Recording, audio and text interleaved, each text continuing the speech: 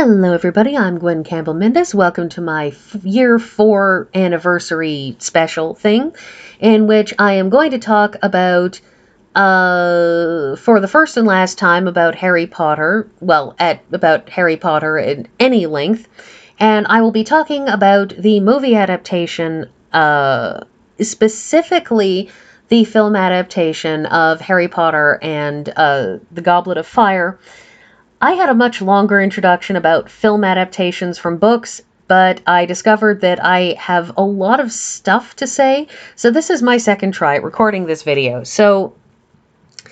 Now there are a lot of changes that you have to make when you turn a book into a movie. Some of them are minor things like this actress doesn't look like the character in the book is described, but she's best for the role, so that's who it is. Helena Bonham Carter playing Bellatrix Lestrange née Black. The fact is that the three Black sisters, Bellatrix, Andromeda, and Narcissa, should have looked very similar. They're described as looking similar in the books. But she doesn't look that much like the other two, and the other two don't look that much like each other. But, I mean, you know, Helena Bonham Carter does a great job of appearing to be a complete lunatic. Great, fine. But there are, and, you know, so you have those changes. You have the changes that are changes that cost you nothing to do. And those are changes that often are particularly upsetting to people. Those are changes like pronouncing the names of the characters in Avatar: The Last Airbender the same as they're pronounced on the show. I have a side rant about that, but since this is about books, it's never going to show up on this channel. Or the Weasleys having freckles, which could have been solved by a makeup pencil, or Hermione having the correct color of dress at the Yule Ball. Wouldn't really have cost them anything, and they could have gotten that right, and that's the kind of thing that I can understand fans being particularly upset about, because it's an eye for detail that, well, on the one hand is unimportant, but on the other hand, sometimes those little things can add up to a really aggravating big picture. Another one of those things is the delivery of Dumbledores Line, "Harry, did you put your name in the Goblet of Fire?" Dumbledore said calmly, and when he says that in the film, it is nothing like calm. The other major class of changes is, of course, the changes that are done because a movie is, in its way, much shorter than a book, and you just have to cut things out. And some things you cut out because you can't show them properly on film, and some things you cut out because you just don't have the time for it. And it's the latter of those that I'm going to be talking about today, because it is something that, while I understand why it was cut from the fourth movie, it's disappointing because I feel like this is at the heart of the questioning the appearance of identity in the books. Because here's the thing about Barty Crouch Jr. The big thing with Barty Crouch Jr., oh my god, Mad Eye Moody was actually Barty Crouch Jr. Ooh. Yeah, that's right there, that's surface level. But there's another thing. And that other thing is the Barty Crouch Jr. and Sr. interaction and how our views of them change through the book. Or at least how they should change. When we first see Barty Crouch Sr., it's at the Quidditch World Cup. And when we first see him, he's described as a stiff, upright, elderly man dressed in an impeccably crisp suit and tie, short gray hair, and a narrow toothbrush mustache, a vaguely Hitler-like mustache, if you are wondering. And Percy is a great believer in rigidly following rules, and Mr. Crouch had complied with the rule about Muggle dressing so thoroughly he could have passed as a bank manager. And his being a bad person then gets emphasized and appears after the Dark Mark gets thrown up at the World Cup, and he shows up and he's interrogating Harry, Ron, and Hermione about which of them conjured the Dark Mark. That that he's speaking in a cold, curt voice. His face is taut with rage, and he demands which of them conjured the dark mark. And when they say they didn't do it, you'll notice I've put my quotes here mainly because I don't actually have an ebook version, so you're just going to have to deal with it being up on the screen. That do not lie, sir, shouted Mr. Crouch. His wand was still pointing directly at Ron, and his eyes were popping. He looked slightly mad. Barty, whispered a witch in a long woolen dressing gown. They're kids, Barty. They'd never have been able to. And he continues to be wholly irrational about this. Oh, stood over there, said an incantation, did they? You seem very well informed about how the mark is summoned, as though standing somewhere over there and shouting an incantation isn't something any moron would be able to come up with to describe how a dark mark would be conjured. This is then further emphasized with his apparent sense of guilt in the madness of Barty Crouch when he's saying, "Don't leave me. I escaped. Must warn, must tell. See Dumbledore. My fault. All my fault. Bertha dead. All my fault. My son. My fault. Tell Dumbledore." My son, my fault. It's an interesting note. It's an interesting note. And then Harry falls into the pensive. Then Harry sees the trial with Barty Crouch Jr. And the Dementors placed each of the 4 people in the 4 chairs with chained arms that now stood on the dungeon floor. There was a thick-set man who stared blankly up at Crouch, a thinner and more nervous-looking man whose eyes were darting around the crowd, a woman with thick, shining dark hair and heavily hooded eyes who was sitting on the chained chair as though it were a throne, and a boy in his late teens who looked nothing short of petrified. He was shivering, his straw-colored hair all over his face, his freckled skin milk-white. Now think of that description.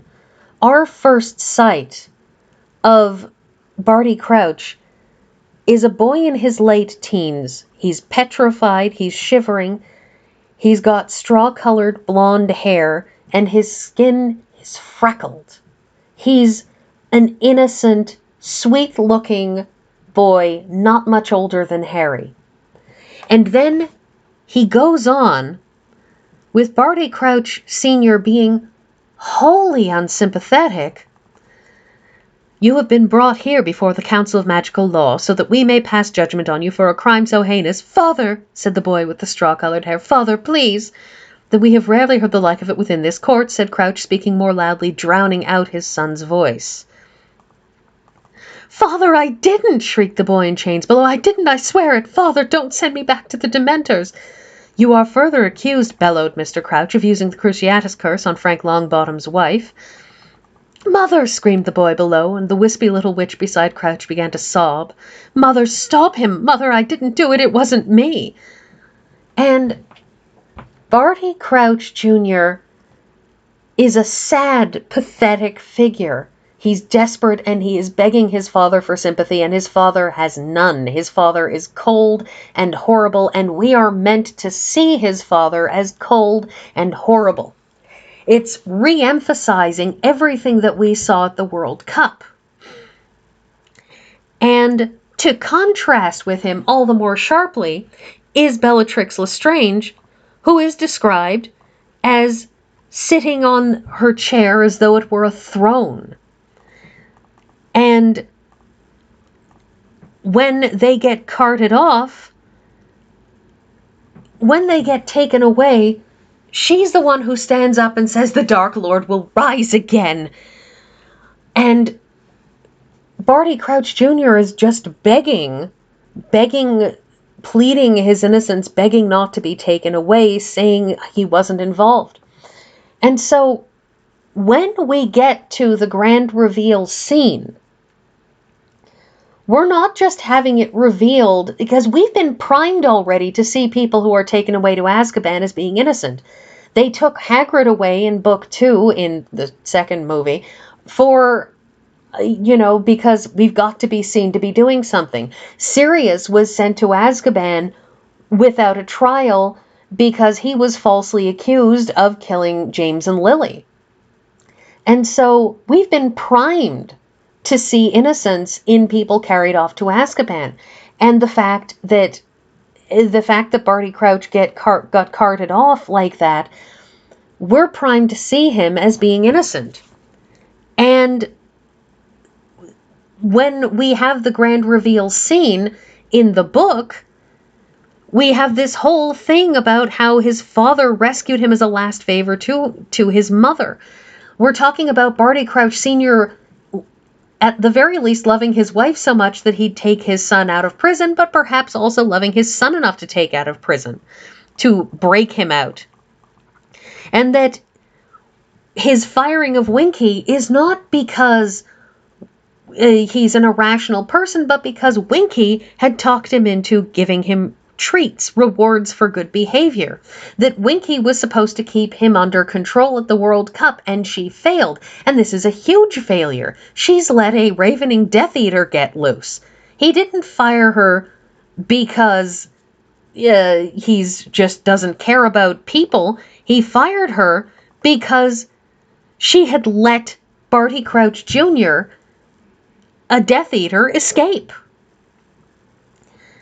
And it inverts everything, absolutely everything that we see in the course of the book. It turns Barty Crouch Sr. into a man who cares so deeply that he did something illegal and horrible in a desperate bid to do something for his wife, who he clearly cared about, and to do something for his son, who he probably deeply cared about. And that everything that was going on in the court was probably him desperately clinging to whatever sense of control he had. That Barty Crouch Jr. is somebody who was playing up the fact that he was an innocent tow-headed teenager in an attempt to garner sympathy and failed, but that he's just horrible. And they take all of that out of the movie. This is David Tennant as Barty Crouch Jr. And right from the start, I mean, aside from the fact that David Tennant was too old to play a teenager at the time, but right from the start you see a slick, well-put-together young man. Here's another picture from that scene. And then, when Karkaroff says Barty Crouch Jr., he turns into a ravening, slimy fool doing weird tongue things. Here's a picture of the tongue thing. And he's just guilty right off the bat. We know he's guilty. It's totally clear that he's guilty. And Barty Crouch Sr. isn't thundering from on high, "I have no son." No, this is a man who is shocked and horrified and has just discovered that his son is not who he thought his son was, and is half whispering, "You are no son of mine." And this also, however, takes away, I feel, to an extent, from Bellatrix Lestrange, because our first sight of Bellatrix Lestrange in the movies is crazy Helena Bonham Carter. It's Helena Bonham Carter going for broke on the "I'm a crazy person" thing, which, I mean, fine, she can do that. Certainly when she was, doing the Bellatrix thing, that makes sense. But she is described in that first scene where we see her, and the first scene we see her is in the Pensieve in Dumbledore's office in the 4th book. And in that scene, she is described as sitting there as though she were sitting on a throne. She is described as queenly. She is described as calm and powerful, and I think it would have been just wonderful to see a Bellatrix Lestrange who was all together, who was calm and queenly, but it had to be cut out. It had to be cut out for time. And so what we've got is a Bellatrix who was never queenly, who was never powerful in a put-together way, which all the more sharply contrasts with her crazy later on. And we didn't get the full story of Barty Crouch Jr. We got an edited version. It had to be cut for time. And I understand it, and I can even to an extent support it, but it's a thing that I wish they could have fitted in. They didn't, and I'm sorry about that. So that's my anniversary special, and I will see you all next week.